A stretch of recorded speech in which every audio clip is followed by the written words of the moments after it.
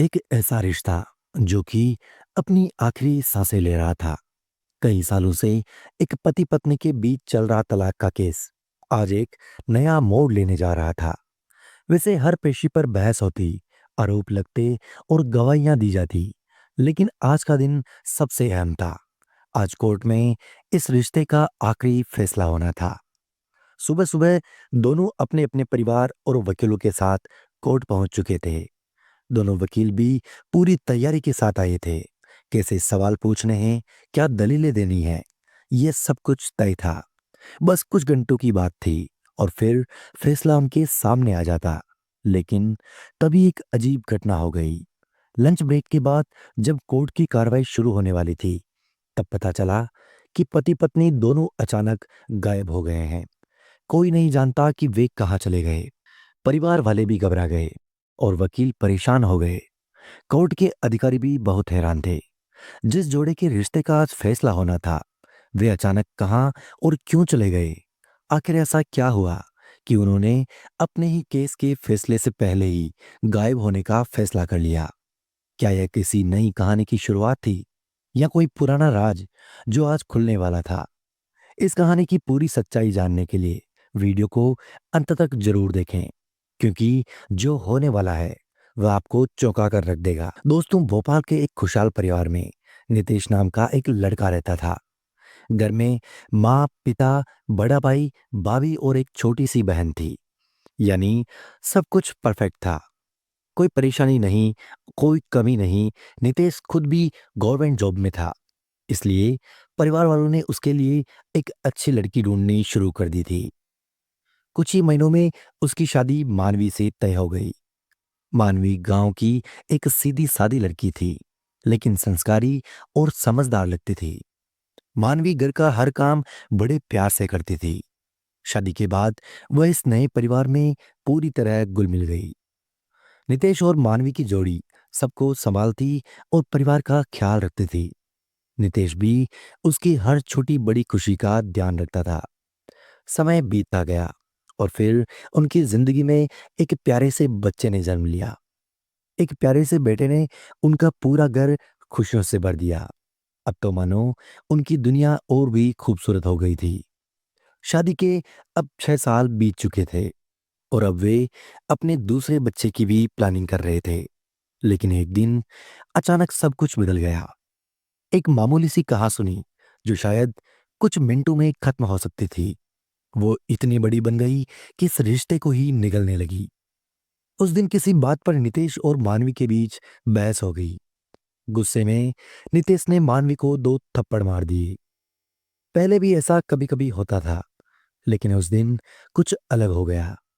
मानवी अब चुप नहीं रही और गुस्से में उसने अपनी सैंडल उतारी और सीधे नितेश के सिर पर फेंक दी।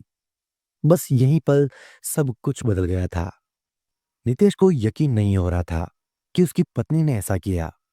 उधर घर वालों के लिए ये किसी बड़े अपराध से कम नहीं था। बहू ने हमारे बेटे के सिर पर सैंडल कैसे मारी? ये तो बहुत गलत बात है। मान सम्मान की बातें होने लगी। फैसला लिया गया कि मानवी को उसके मायके भेज दिया जाए। मानवी के घर वालों को बुलाया गया और बिना उसकी कोई सफाई सुने उसे वापस उसके घर भेज दिया गया। अब नितेश अपने घर में था और सुमन अपने मायके में थी। लेकिन ये लड़ाई सिर्फ इन दोनों तक सीमित नहीं रही। अब दोनों के घर वाले इस आग में घी डालने लगे। नितेश के घर वाले कहते, ये लड़की कभी अपने पति का सम्मान नहीं कर सकती। तो मानवी के घर वाले कहते, पहले तुम्हारे बेटे ने हाथ उठाया, अब ये तो सहन नहीं होगा। धीरे धीरे ये बातें पंचायत तक पहुंच गई, लेकिन कोई हल नहीं निकल पाया। अब बात बढ़ती चली गई और आखिरकार मामला कोर्ट तक जा पहुंचा। अब मामला सिर्फ एक झगड़े का नहीं था, बल्कि दहेज, मान सम्मान और रिश्तों की कश्मकश में बदल चुका था।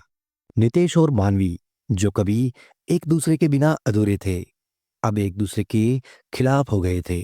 समय बीतता गया और तारीखें लगती रही। कितने साल कब गुजर गए पता नहीं चला। कोर्ट की हर पेशी में दोनों आमने सामने खड़े होते, लेकिन बोलते नहीं। आंखों में बहुत कुछ होता, पर लफ्ज खामोश रहते। अब इस लड़ाई का अंतिम फैसला आने वाला था। घर वाले खुश थे कि अब सब कुछ खत्म हो जाएगा। वकीलों ने हिसाब लगाया कि नितेश हर महीने 20,000 गुजारा बता देगा और 5 लाख तलाक के एवज में मानवी को मिलेंगे। ये बात सुनकर मानवी के घर वाले बहुत खुश थे और उधर नितेश के घर वाले भी राहत महसूस कर रहे थे। उन्हें लग रहा था कि अब इस औरत से पीछा छूट जाएगा। लेकिन नितेश और मानवी न तो खुश थे और न ही ज्यादा परेशान थे। वे बस चुपचाप बैठे सब कुछ देख रहे थे। घर वाले आपस में बातें कर रहे थे और तभी नितेश चुपचाप कोर्ट की कैंटीन में चला गया। वहां जाकर उसने अपने लिए चाय ऑर्डर की और सोच में डूब गया। कुछ ही देर बाद मानवी भी अपने घर वालों से नजरें बचाकर उसी कैंटीन में आ पहुंची। उसकी नजरें नितेश को ढूंढ रही थी। जैसे ही उसकी नजरें घूमी, उसने देखा कि नितेश एक टेबल पर अकेला बैठा हुआ है। मानवी बिना कुछ कहे उसकी सामने वाली टेबल पर जाकर बैठ गई। दोनों के बीच एक अजीब सी खामोशी थी, लेकिन मन में ढेर सारे सवाल उमड़ रहे थे। दोनों एक दूसरे से बात करना चाह रहे थे, लेकिन समझ नहीं आ रहा था कि शुरुआत कैसे करें। तभी नितेश ने चुप्पी तोड़ी। कैसी हो मानवी? मानवी ने हल्की मुस्कान के साथ जवाब दिया। ठीक हो नितेश? नितेश ने फिर धीरे से पूछा। अब सिर का दर्द कैसा है? मानवी चौंक गई। उसे वह सारी बातें याद आ गई जब शादी के बाद हर रात सिर दर्द होने पर नितेश उसके सिर की मालिश किया करता था। वह उन पलों को याद तो कर रही थी, लेकिन भावनाओं को छिपाने की कोशिश कर रही थी। उसने सामान्य सी आवाज में कहा, अब ठीक है, जब दर्द होता है तो दवाई ले लेती हूं। मानवी ने भी एक सवाल किया, और तुम्हारे पैर की चोट कैसी है? नितेश को भी अपना एक्सीडेंट और वो दिन याद आ गया जब दर्द में कर्राते हुए उसने रातें काटी थी और मानवी ने घंटों तक उसकी चोट की मालिश की थी। वो हल्का सा मुस्कुराया और कहा, अब ठीक है, कभी कभी दर्द उठता है तो खुद ही मालिश कर लेता हूं। बातें छोटी थी, लेकिन उनके भीतर बहुत कुछ छिपा हुआ था। दोनों को एक दूसरे की फिक्र थी, लेकिन यह एहसास अब किसी काम का नहीं था। कुछ पलों के लिए खामोशी छा गई। फिर मानवी ने धीरे से कहा, अब तो सब कुछ ठीक हो जाएगा ना? तुम्हें अच्छा लगेगा? अब मैं तुम्हारी जिंदगी से पूरी तरह चली जाऊंगी। नितेश के चेहरे पर हल्की पीड़ा उभर आई। उसने गहरी सांस ली और कहा, तुम्हें भी तो अच्छा लगेगा। अब तुम चरित्रहीन कहलाने से बच जाओगी। मानवी की आंखें भर आई। वह चुप रही, लेकिन उसकी आंखों में वह सारे दर्द दिखाई दे रहे थे जो इन 3 सालों में उसने झेले थे। और हाँ, तुमने भी तो मुझ पर दहेज मांगने का इल्जाम लगाया था, जबकि मैंने कभी कुछ नहीं मांगा। मानवी ने आंसुओं को रोकने की कोशिश की, लेकिन एक बूंद उसकी आंखों से टपक ही गई। नितेश ने झट से अपना रुमाल निकाला और उसकी तरफ बढ़ा दिया। मानवी ने बिना कुछ कहे रुमाल लिया और अपनी आंखें पोंछ ली। तभी वेटर उसकी चाय लेकर आ गया।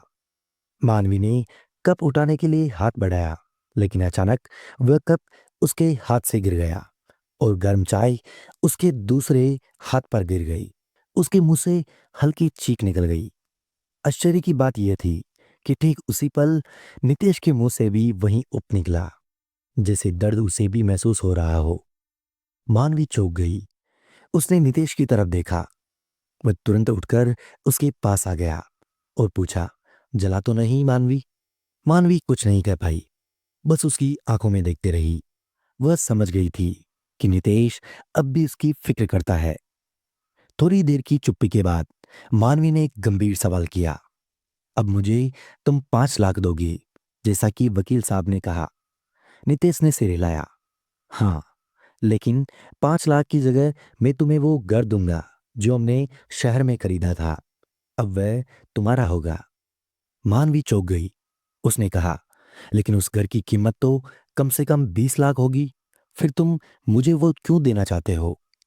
नितेश ने उसकी आंखों में देखा और कहा, क्योंकि बेटी तुम्हारे पास रहेगी और उसके बहुत सारे खर्चे होंगे। कम से कम इस घर से तुम्हें किराए की आमदनी होगी, जिससे तुम्हारी और उसकी जिंदगी ठीक से चल सके। इसके अलावा मैं हर महीने तुम्हें 40,000 रुपए देता रहूंगा। मानवी हक्की बक्की रह गई। नितेश अब भी उसकी और उसकी बेटे की फिक्र कर रहा था। वो एक शब्द भी नहीं कह पाई। कुछ पल बाद उसने हिम्मत जुटाई और हल्की आवाज में कहा, अगर तुम अब भी मेरी इतनी परवाह करते हो तो फिर तलाक क्यों? नितेश ने उसकी आंखों में देखा। वो दर्द, वो अफसोस, वो टूटा हुआ प्यार, वो सब कुछ दोनों की आंखों में साफ झलक रहा था। असलियत में उनके तलाक की असली वजह थी घर वालों की मान मर्यादा और उनकी वह सोच कि हमारी बेटी के साथ ऐसा कैसे हो सकता है, हमारे दामाद ने ऐसा किया ही कैसे। इसी झूठे सम्मान के चलते नितेश और मानवी की शादी टूट रही थी। दोनों इस सच्चाई को समझ चुके थे, लेकिन हालात अब ऐसे बन चुके थे कि अब लंच के बाद कोर्ट में उनके केस की सुनवाई होनी थी। जैसे ही सुनवाई पूरी होती, उनका तलाक फाइनल हो जाता। ये सोचकर दोनों का दिल तेजी से धड़कने लगता है। सुनवाई से पहले दोनों कोर्ट की कैंटीन में बैठे थे, चुपचाप, बिना कुछ बोले, लेकिन उनकी आंखें सब कुछ बयां कर रही थी। उन 3 सालों का दर्द, अकेलेपन की तकलीफ और एक दूसरे के बिना अधूरी जिंदगी। कुछ देर बाद नितेश ने धीरे से मानवी का हाथ पकड़ लिया। मानवी ने उसका विरोध नहीं किया। शायद दोनों ने तय कर लिया था कि वह अब घर वालों की वजह से अपने रिश्ते को खत्म नहीं करेंगे। अचानक, बिना कुछ कहे, बिना किसी को बताए, दोनों कैंटीन से उठे और वहां से निकल गए। लंच के बाद जब सुनवाई शुरू होने वाली थी, तो दोनों के परिवार वाले और वकील उन्हें इधर उधर ढूंढने लगे। कोर्ट में उनका नाम पुकारा गया, लेकिन दोनों नदारद थे। उनके मोबाइल भी स्विच ऑफ आ रहे थे। घर वाले घबरा गए और वकील परेशान हो गए। हार कर अगली तारीख ले ली गई। लेकिन शाम होते होते नितेश ने अपने घर वालों को फोन किया। उसकी आवाज में ठहराव था, लेकिन उसके हर शब्द में हिम्मत झलक रही थी। उसने कहा, मैं तलाक नहीं दूंगा। मानवी मेरे साथ है और अब हम अपनी जिंदगी अपने तरीके से जिएंगे। घर वालों की वजह से जो गलती करने जा रहे थे, अब हम उसे दोहराने नहीं देंगे। घर वालों को पहले तो गुस्सा आया, लेकिन जब नितेश ने उन्हें याद दिलाया कि यह उनकी जिद और झूठे सम्मान की लड़ाई थी, जिसने दो लोगों की खुशियां छीन ली थी, तो उन्हें अपनी गलती का एहसास हो गया। उधर मानवी ने भी अपने घर पर फोन किया और साफ साफ कह दिया, अब मुझे किसी सहारे की जरूरत नहीं है। आपने जो करना था वो कर दिया। अब मैं अपने फैसले खुद लूंगी। जो लोग 3 साल से कोर्ट में लड़ रहे थे, आज फिर से एक हो चुके थे। उन्हें एहसास हो चुका था कि असली प्यार वही होता है जो हर हाल में साथ रहे, ना कि किसी जिद की बेट चढ़ जाए। कुछ ही दिनों में दोनों के परिवारों ने भी अपनी गलती मान ली और मानवी के घर वाले उसे लेने आ गए, लेकिन इस बार सिर झुकाकर माफी मांगने के लिए। उन्होंने नितेश से हाथ जोड़कर कहा, बेटा, हमसे बहुत बड़ी गलती हो गई, हमें माफ कर दो। नितेश ने बिना किसी शिकवे के उन्हें गले लगा लिया। धीरे धीरे रिश्तों की कड़वाहट खत्म हो चुकी थी।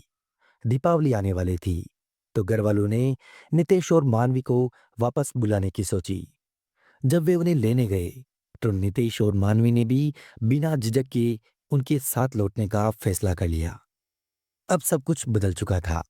उन्होंने एक दूसरे से वादा किया कि अब चाहे जो भी हो, हमारे झगड़े कभी घर वालों तक नहीं पहुंचेंगे।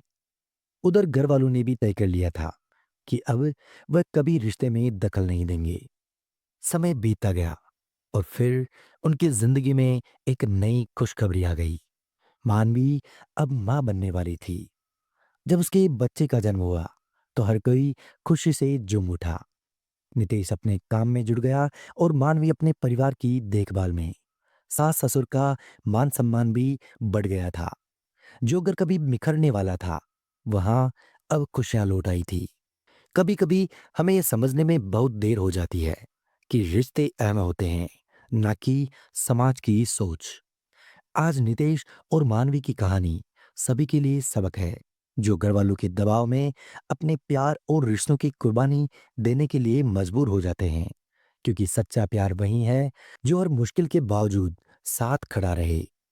इस कहानी के बारे में आपके क्या विचार है? कमेंट करके हमें ज़रूर बताएं। और कहानी पसंद आई है तो वीडियो को लाइक करें और हमारे चैनल कहानियों की डायरी को ज़रूर सब्सक्राइब करें। मिलते हैं फिर से ऐसे ही भावनात्मक, प्रेरणादायक और दिल को छू लेने वाली सच्ची कहानी के साथ। धन्यवाद।